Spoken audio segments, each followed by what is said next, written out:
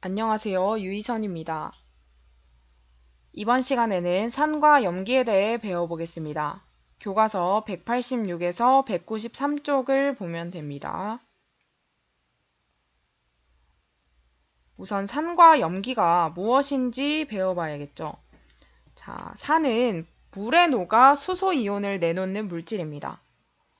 뒤에서 배우겠지만 염기는 물에 녹아 OH-라는 수산화이온을 내놓는 물질입니다.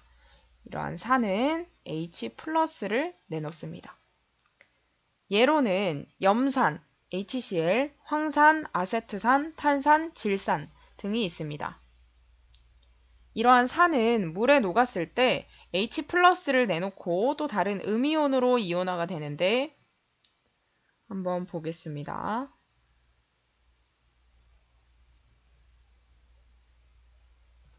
자, 산은 물에 녹았을 때 H+를 내놓고 그리고 나머지는 음이온으로 이온화됩니다. 그림에서 이렇게 산에 있는 H와 다른 원소 A가 결합되어 있었을 때 물에 녹이게 되면 H+와 음이온으로 나누어지게 됩니다. 밑에서 보면 염산은 수소이온 H+를 내놓고 염화이온을 생성합니다. Cl-죠. 그 다음 황산은 수소이온 2개와 황산이온으로 나누어집니다. 아세트산은 수소이온과 아세트산 이온으로 나누어지고 탄산은 수소이온 2개와 탄산이온으로 나누어집니다.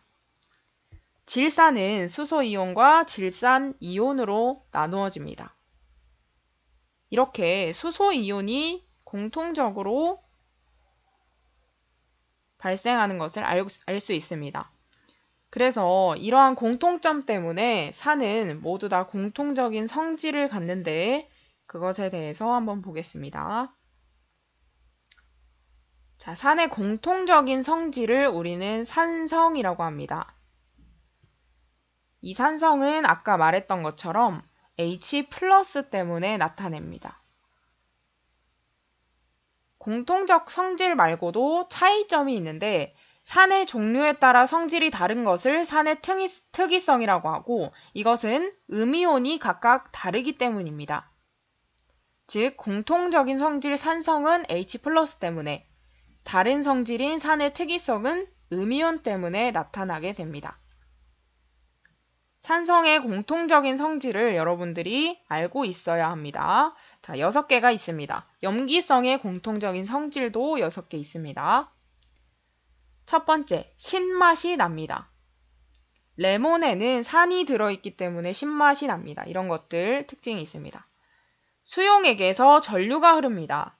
아까 O랑 H랑, O가 아니라 H랑 어떤 원소랑 붙어 있었을 때 얘가 물에 녹으면서 H+와 다른 이온으로 나누어졌습니다. 이렇게 H+와 음이온이 존재하기 때문에 수용액에서는 전류가 흐를 수 있는 겁니다. 세 번째, 금속과 반응하여 수소 기체를 발생시킵니다. 이것은 뒤에 가서 문제를 풀면서 자세히 볼게요. 네 번째, 달걀 껍데기. 탄산칼슘과 반응하여 이산화탄소 기체를 발생시킵니다. 푸른색 리트머스 종이를 붉게 변화시킵니다. 페놀프탈레인 용액을 떨어뜨려도 색이 변하지 않습니다. 무색입니다. 리트머스와 페놀프탈레인은 뒤에 지시학에서 자세히 볼게요. 그림을 참고하면 됩니다. 우리 주변의 산성 물질은 여러 가지가 있는데 대표적인 물질만 보겠습니다. 레몬은 시트르산을 포함하고 식초는 아세트산을, 탄산음료는 탄산을, 김치와 유산균 음료는 젖산을, 해열제와 진통제는 아세틸 살리실산을 포함하고 있습니다.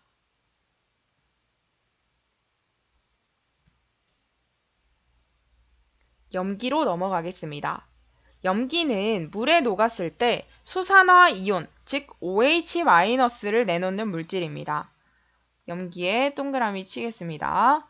자, 수산화 이온을 내놓는데 이러한 염기의 예로는 수산화 나트륨, NaOH, 수산화 칼륨, 암모니아, 수산화칼슘, 수산화바륨, 수산화마그네슘 등이 있습니다.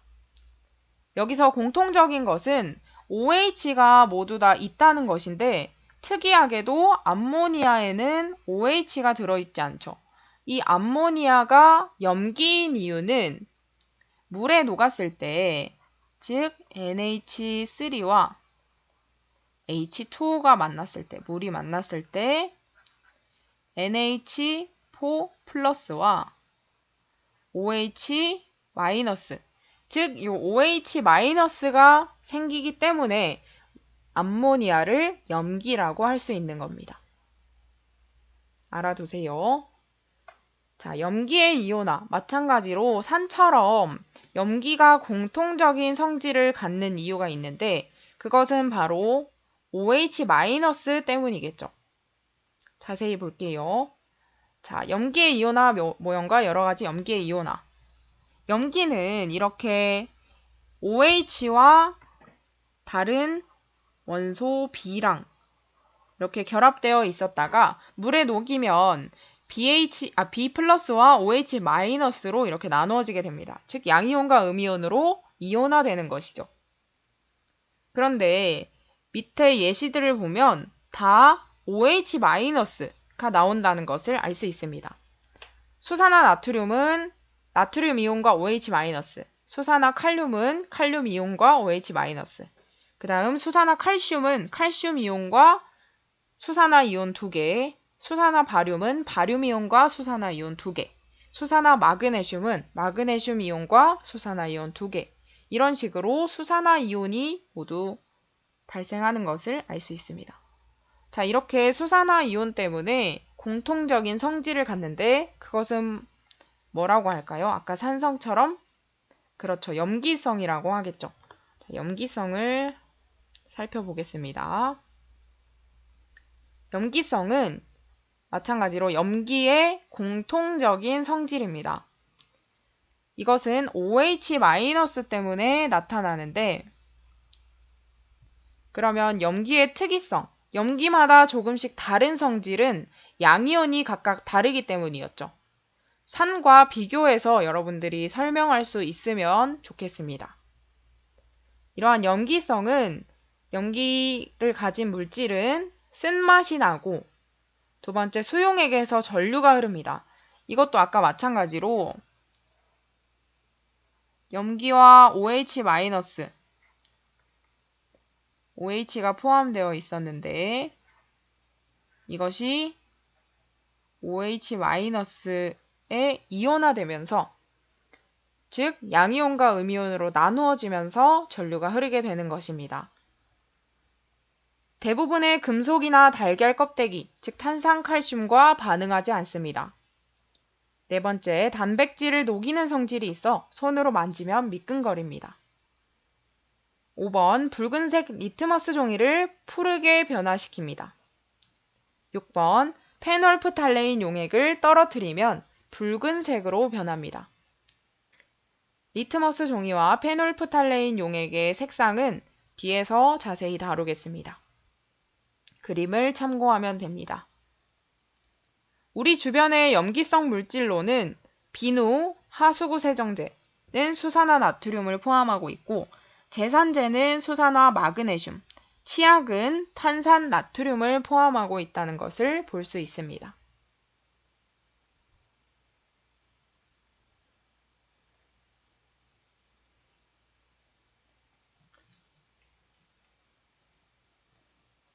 자, 그러면 다음 페이지로 넘어가겠습니다. 지시약과 pH입니다. 지시약은 말 그대로 산과 염기용액을 어떤 것인지 지시해주는, 구분하는 물질입니다. 자, 여기에 지시약에 또 동그라미를 한번 쳐보겠습니다. 지시약은 산과 염기용액을 구분하는 물질입니다.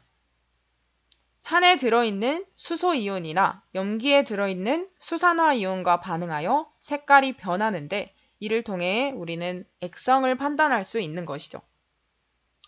지시약의 종류와 액성에 따른 색깔, 즉 산성, 중성, 염기성을 어떻게 구분하는지 여러분들이 알고 있어야 나중에 문제를 풀 때 수월합니다. 자, 리트머스 종이는 붉은색과 푸른색이 있는데 산성에서는 리트머스 종이가 모두 붉은색으로 변합니다. 중성에서는 보라색, 염기성에서는 푸른색으로 변합니다. 중성에서 아무 변화가 없다고 표기하는 문제집도 있으니 여러분들이 참고하면 좋을 것 같습니다. 자, 페놀프탈레인 용액은 산성, 중성에서는 무색을 띠지만 염기성에서는 붉은색 또는 보라색을 띈다고 합니다. 보통 문제집이나 교과서에서는 붉은색이라고 표현합니다. 이 붉은색은 여러분들이 1학기 수행평가 알칼리 금속과 할로젠 원소에서 한번 눈으로 봤기 때문에 좀 더 익숙할 것이라고 생각이 듭니다. 다음은 메틸 오렌지입니다. 메틸 오렌지 용액은 산성에서 붉은색, 중성에서 주황색, 염기성에서 노란색을 띱니다. 그런데 메틸 오렌지가 중성에서 주황색이 아닌 노란색을 띈다고 표현하는 문제집도 있으니 그것도 참고하시길 바랍니다. 마지막으로 BTB 용액은 산성에서 노란색, 중성에서 초록색, 염기성에서 파란색을 띱니다. 옆에 표로 정리해 두었는데 여러분들이 이 표는 외워두는 것이 좋을 것 같습니다. 자, 일단 리트머스 종이는 여러분들이 산성 붉은색, 염기성 푸른색 이렇게는 외우고 있어야 하고 페놀프탈레인, 메틸오렌지, BTB는 다음과 같이 외울 수 있습니다. 자, 일단 무무 선생님 따라서 여러분도 필기하시기 바랍니다. 무무, 빨주, 노초파. 빨주, 노초파는 여러분들이 무지개 색을 외우고 있기 때문에 외우는 게 어렵지 않죠. 그래서 이 앞에 무무만 붙이면 무무, 빨주, 노초파가 되는데 이것이 지시학의 색깔을 외우는데 좀 도움이 됩니다. 자, 무무빨. 이것은 어떤 지시학의 산성, 중성, 염기성에서의 색깔인가요? 이것은 페놀프탈레인이죠. 그 다음 빨주노. 빨주노는 어떤 용액인가요? 어떤 지시학인가요? 메틸 오렌지인 것을 밑에서 확인할 수 있죠. 메틸 오렌지. 자, 그 다음 노초파는 어떤 것인가요? 노초파는 이것은 BTB 용액이죠. 그래서 무무, 빨주, 노초파. 앞에 거 3개는 페놀프탈레인의 색상을, 빨주노는 메틸 오렌지, 노초파는 BTB 용액의 색상을 나타내는 것을 여러분들이 쉽게 외울 수 있는 규칙입니다.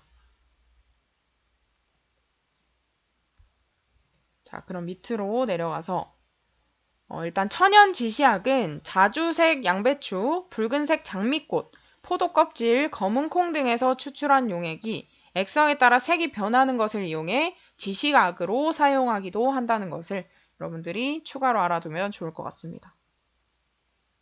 다음은 pH입니다.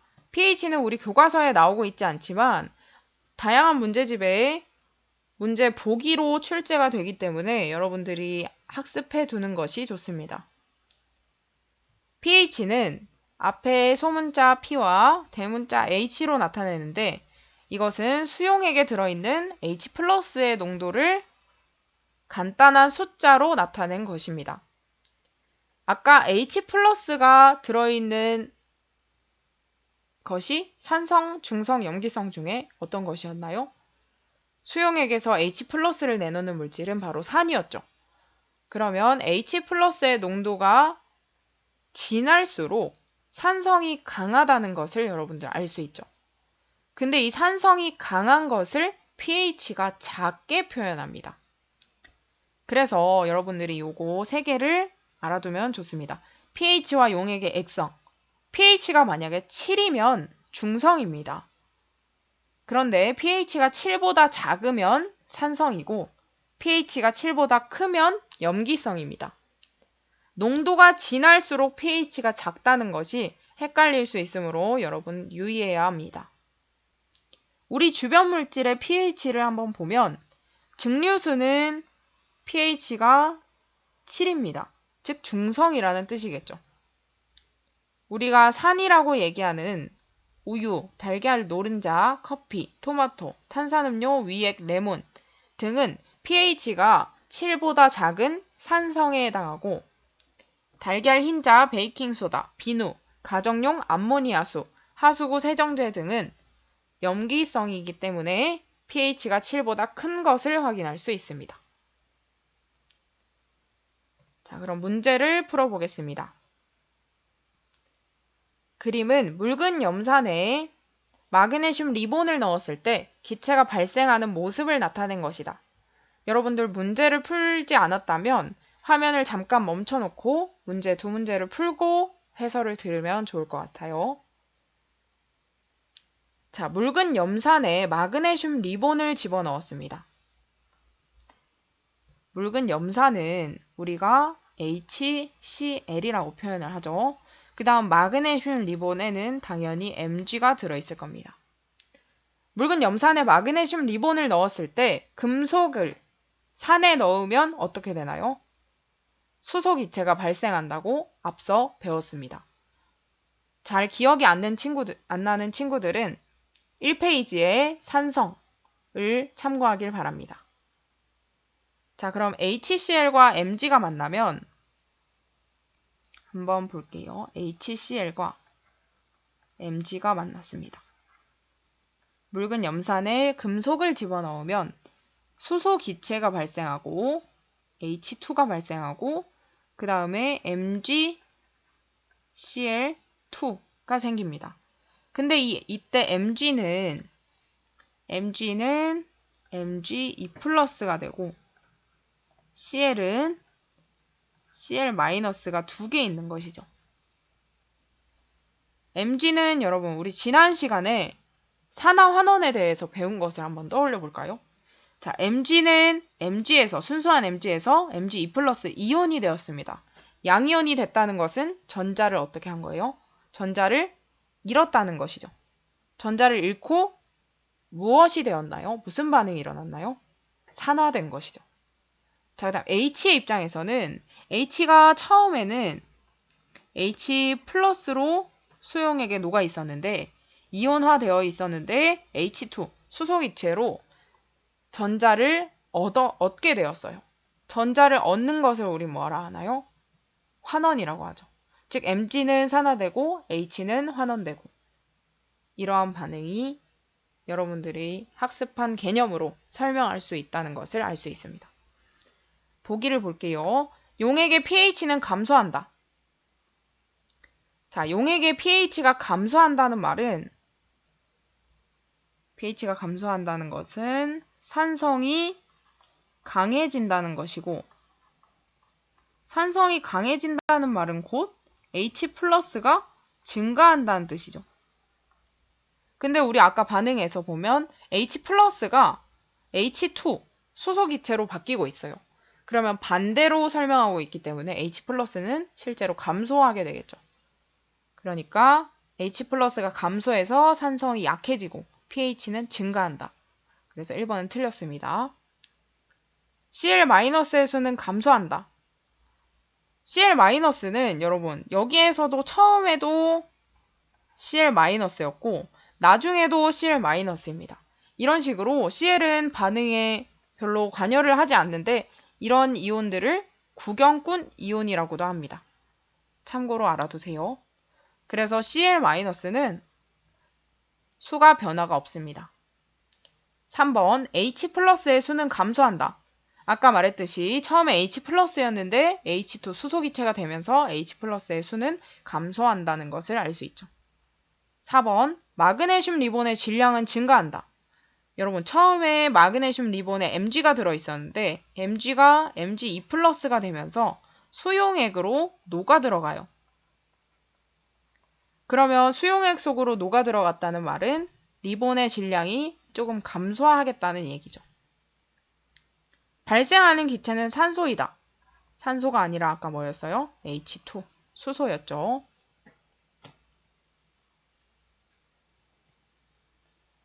다음 문제 보겠습니다.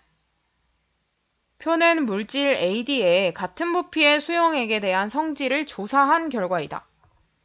자, 여기서 문제표를 보면 가장 먼저 눈에 띄는 것이 페놀프탈레인입니다. 페놀프탈레인이 A 수용액에서 붉은색으로 변했다는 말은 A가 뭐라는 거죠? A가 염기라는 거죠. 그 다음 B, C, D는 중성이거나 산성일 겁니다. 기억 보기부터 보겠습니다. A의 수용액에는 OH-가 존재한다. A는 염기니까 수용액에는 당연히 OH-가 존재하겠죠. D 수용액에는 B 수용액보다 많은 이온이 존재한다. 그러면 다른 조건을 한번 볼게요. 전류의 세기를 한번 보면 B는 전류가 흐르지 않는데 D는 전류의 세기가 크다고 했습니다. 그 말은 D에는 뭐가 많다는 얘기죠? 전류를 흘려줄 수 있는 이온이 많다는 얘기죠. 그래서 니은 보기는 맞는 보기입니다. 디귿 C에 해당하는 물질로는 NaCl이 있다. C는 Mg와 반응도 안 하고 전류의 세기는 크지만 페놀프탈레인 용액의 색변화는 없습니다. 그 말은 금속과 반응을 하지 않는 것에서 우리는 C가 중성이라는 것을 알 수 있습니다. D는 염기성이죠. 무튼 C를 보면 중성인데 전류의 세기가 크다는 것은 이온이 있다는 말이죠. 중성은 뭘 가지고 있지 않나요? 산이나 염기처럼 H+나 OH-가 없는데도 불구하고 이 둘이 없는데도 불구하고 지금 전류의 세기가 크게 흐르고 있으므로 이온이 존재해야 합니다. 그러면 그런 물질로 NaCl이 있다. 맞는 보기가 되겠죠.